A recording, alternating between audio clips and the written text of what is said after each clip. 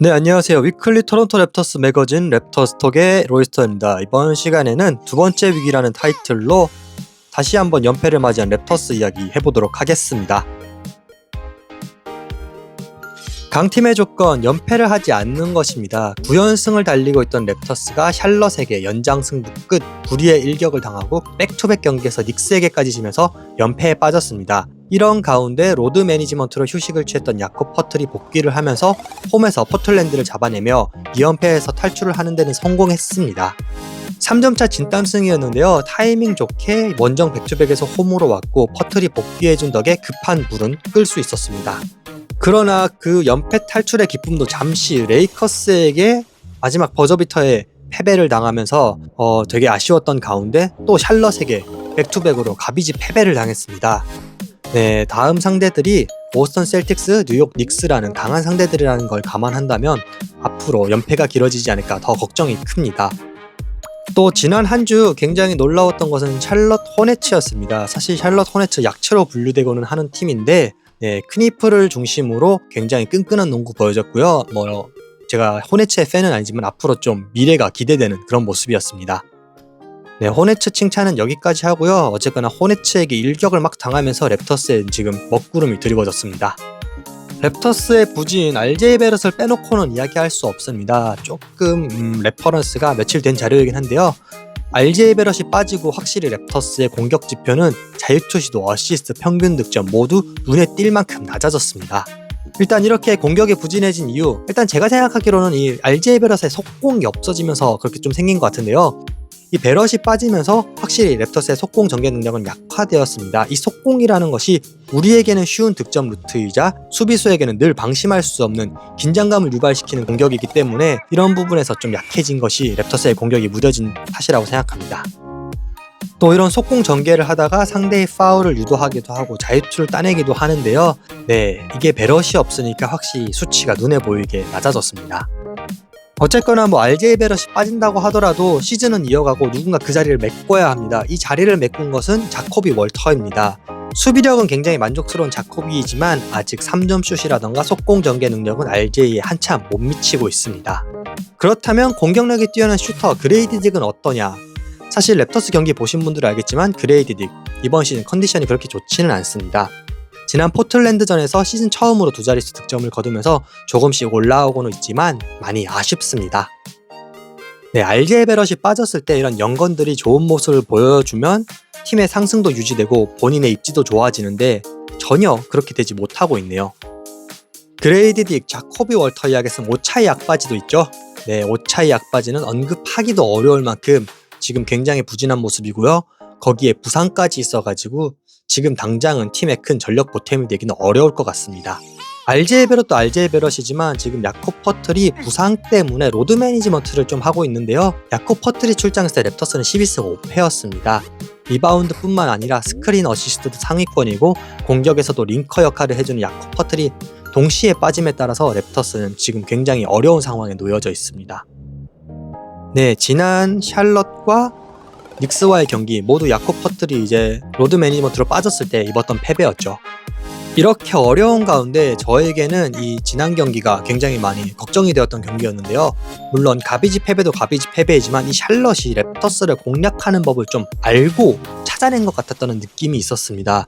브랜든 잉그램의 시즌 가장 부진했던 모습을 보인 것이 우연이 아니라는 거죠. 어쨌거나 베럿 한 명이 이탈했는데 이렇게 랩터스가 무너진다면 앞으로 다른 선수들 물론 있어서는 안 되겠지만 부상이 생기면 어떻게 될까 하는 이런 우려도 많이 생기고 있는데요. 지금 잘 버티지 못한다면 지난 시즌처럼 또다시 플레인이나 노려와야 하는 그런 팀이 될지도 모르겠습니다. 이 좋았던 기세에 물론 칭찬해주고 싶지만 지금 시즌 초반이기 때문에 연패 자칫 잘못하면 중위권, 하위권으로 쭉쭉 내려갈 수 있습니다. 잠깐 분위기 바꿔서 랩터스 905 이야기 해보도록 하겠습니다. 지금 10승 6패로 개막 이후 연승 가드를 계속 달리고 있습니다. 말할 필요 없이 구단 역사상 가장 긴 연승 기록입니다. 이 905 로스터 중에 굉장히 흥미로운 선수가 있는데요. 바로 패트릭 맥카우입니다. 아실 분들은 아시겠지만 골든스테이트 워리어스의 백투백 우승을 거둔 이후 랩터스로 이적을 하면서 본인은 백투백투백으로 3년 연속 우승을 한 굉장히 좀 운빨이 따르는 그런 선수죠. 현재 905가 굉장히 좋은 모습 보여주고 있고 선수들도 잘해주고 있기 때문에 부상이나 이렇게 피로가 누적되는 시즌 중반 이후에는 이 905 선수들, 투웨이 계약 선수들이 큰 도움이 되지 않을까 싶습니다.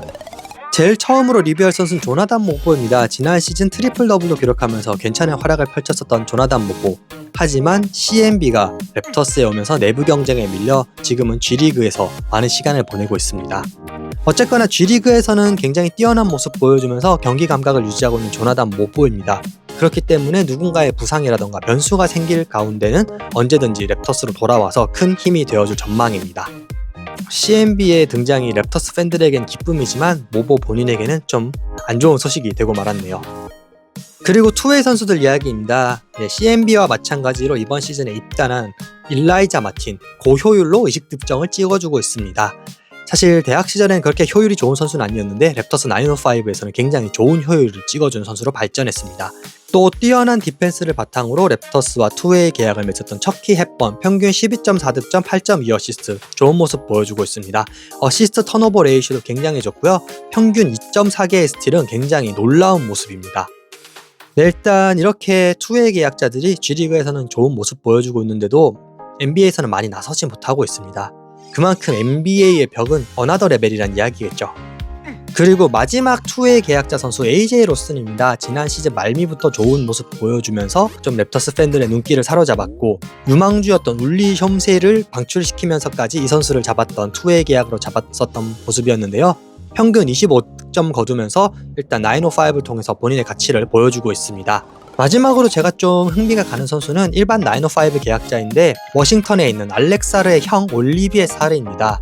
센터로서 주전으로 모든 경기 스타팅으로 출장하면서 평균 9.5득점, 5.8 리바운드로 스탯상으로는 평범한 수준이지만 랩터스 세터 벤치 뎁스가 굉장히 얕기 때문에 이 선수에게도 기회가 올까 저는 좀 보고 있습니다. 어쨌거나 이렇게 투웨이 계약자나 다른 선수들 모두 905에서 좋은 모습들 보여주고 있기 때문에 조금씩 기회가 생기거나 다른 선수들 같은 경우에는 다른 팀이랑 계약도 맺지 않을까 하는 희망적인 모습 저는 보고 있습니다. 기타 뉴스입니다. 11월 이달의 동부 수비왕의 스카티 반즈가 선정되었습니다. 현재 공격 지표는 빼고 평균 경기당 1.4 스틸과 1.7 블락을 기록 중인 스카티 반즈입니다. 그리고 아까 이제 투웨이 계약자나 G리그 선수들 보시면 알겠지만 NBA라는 곳 입성도 힘들지만 버티는 것도 힘듭니다. 예전에 랩터스에 드래프트 되어서 1년 괜찮은 활약 보였던 제일런 해리스, 지금은 타이페이에서 뛰고 있고요. 지난 시즌 905에 뛰었던 프랭크 카민스키는 최근 도쿄 알바르크와 계약을 맺었습니다. 재미나게도 이 두 팀 모두 현재 EASL에 진출한 팀들이라서 한국 팬들 앞에서도 본인의 모습을 보여줄 기회가 생겼습니다. 마지막으로 다음 주 예고입니다. 보스턴 셀틱스, 뉴욕 닉스 등 만만치 않은 상대를 만나게 되는 랩터스인데요. 특히 닉스와의 경기는 NBA컵 8강전입니다. 어떻게 잘 버텨내야 합니다. 다르코 감독에 있어서도 지금은 굉장히 중요한 시험의 무대일 텐데요. 다들 랩터스가 스케줄이 좋았기 때문에 연승도 밟았고 운이 좋았다고 생각하는 사람들도 좀 있을 겁니다. 그렇기 때문에 지금 어려운 상대들을 만나고 연패인 가운데서 버텨내지 못한다면 지난 시즌처럼 부진한 모습의 되풀이가 될 뿐입니다. 그쵸, 이번 주에 모든 것을 진짜 걸고 지켜내야 된다는 그런 각오로 싸워야 하죠. 네, 이번 시간 제가 준비한 자료 여기까지입니다. 좋아요, 구독, 댓글 모두 감사드리고 있고요. 다음 시간에는 더 재미난 자료 여러분들 찾아뵈시도록 노력하겠습니다. 감사합니다.